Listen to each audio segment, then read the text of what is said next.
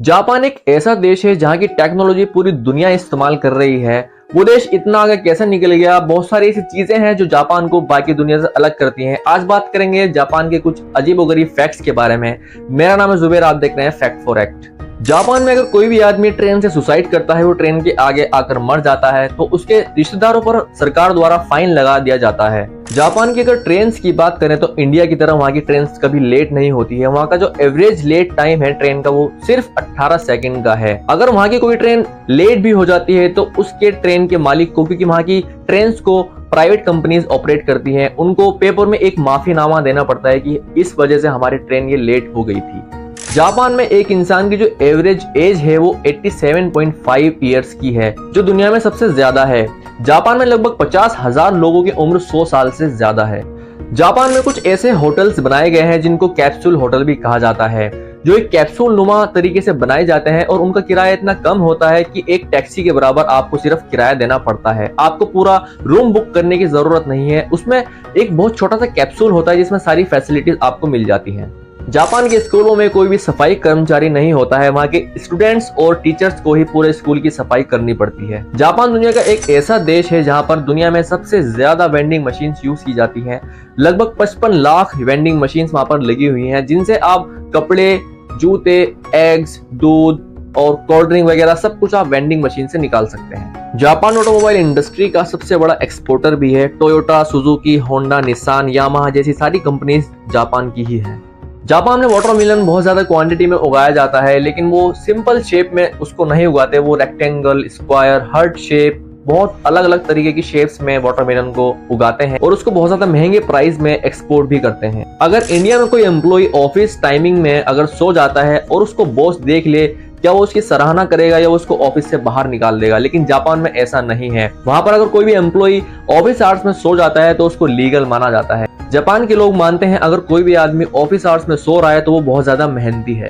Japanese लोग पानी की बहुत ज्यादा वेस्टेज नहीं करते हैं, इसलिए वहां पर इस तरह के फ्लश बनाए जाते हैं, क्योंकि फ्लश में आपने देखा होगा 7 से 8 लीटर पानी का एक बार में वेस्टेज हो जाता है। लेकिन वहां पर कुछ इस तरीके से डिजाइन किया गया है वॉश बेसिन को, कि वॉश बेसिन का जो सारा पानी है, जो भी आप हाथ मुंह धोते हैं, उसका सारा पानी जाकर इकट्ठा हो जाता है उसके फ्लश कंटेनर में और वही यूज होता है आपके फ्लश में। इससे बहुत ज्यादा पानी की सेविंग भी हो जाती है। जापानीज लोग बहुत ज्यादा हार्ड वर्किंग होते हैं। वो फ्री की किसी भी चीज को लेना बिल्कुल पसंद नहीं करते।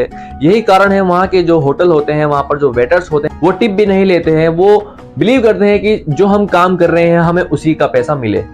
पढ़े लिखे लोगों का भी परसेंटेज रेट जो है जापान का सबसे ज्यादा है। इंडिया का अगर आप लिटरेसी रेट देखें 74.3% है, लेकिन आप जापान का देखें वहां का लिटरेसी रेट बिल्कुल 100% है। जापान एक वाहिद ऐसा देश है जिसने एटॉमिक बम को झेला है। वर्ल्ड वॉर सेकंड में 1945 में उसके हिरोशिमा और नागासाकी पर अमेरिका द्वारा 2 एटॉमिक बम गिराए गए थे। उसके बाद भी जापान आज उठ खड़ा हुआ है।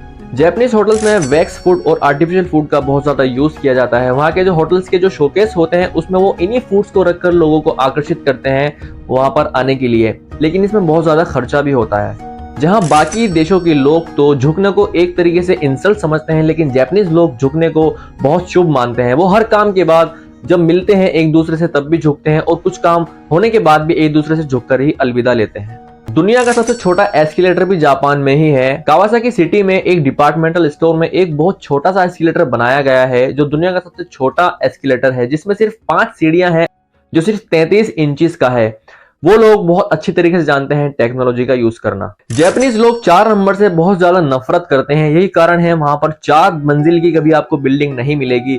यहाँ तक कि 4 चीजों का सेट, जैसे आप चम्मच का सेट लेते हैं या कुछ भी सेट लेते हैं, 4 में कोई सेट आपको नहीं मिलेगा। इतना वहां पर लोग 4 से नफरत करते हैं। जापान में आपको ब्लू कलर की ट्रैफिक लाइट भी मिल जाती है, क्योंकि उन लोगों का मानना है एंशिएंट जो जापानीज लोग थे वो ग्रीन और ब्लू को ब्लू ही कहा करते थे, तो इसीलिए उन्होंने ग्रीन कलर को अपनी ट्रैफिक लाइट से ही हटा दिया और ब्लू का इस्तेमाल करना शुरू कर दिया। जापान में आपको फ्यूचर टॉयलेट भी मिल जाएगी। फ्यूचर टॉयलेट से मेरा कहना यह है, उसमें इतने सारे बटन होते हैं कि आप कंफ्यूज हो जाएंगे कि मैं टॉयलेट कर रहा हूं या किसी कंप्यूटर का यूज कर रहा हूं। उसमें आप उसको इंक्लाइन कर सकते हैं, गर्म पानी का यूज कर सकते हैं, उसमें ठंडे पानी का यूज कर सकते हैं, म्यूजिक सुन सकते हैं, इंटरनेट चला सकते हैं। बहुत सारे ऐसे काम है जो आप उस टॉयलेट पर बैठकर कर सकते हैं। जापान में भी इंडिया की तरह जगह की बहुत ज्यादा कमी है। वहां पर लोग बहुत ज्यादा है, कार्स बहुत ज्यादा है, इसलिए उन्होंने पार्किंग के लिए, स्पेस बचाने के लिए मल्टी लेवल पार्किंग का यूज करना शुरू कर दिया, जिसमें जगह की बहुत ज्यादा बचत हो जाती है। जापान में एक होटल ऐसा है जिसमें 80% स्टाफ होटल है, जिसको रोबोटिक होटल भी कहा जाता है।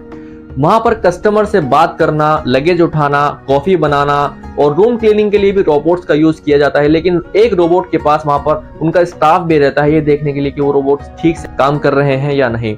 इस तरह के और फैक्ट के लिए फैक्ट फॉर एक्ट को सब्सक्राइब कर दीजिएगा।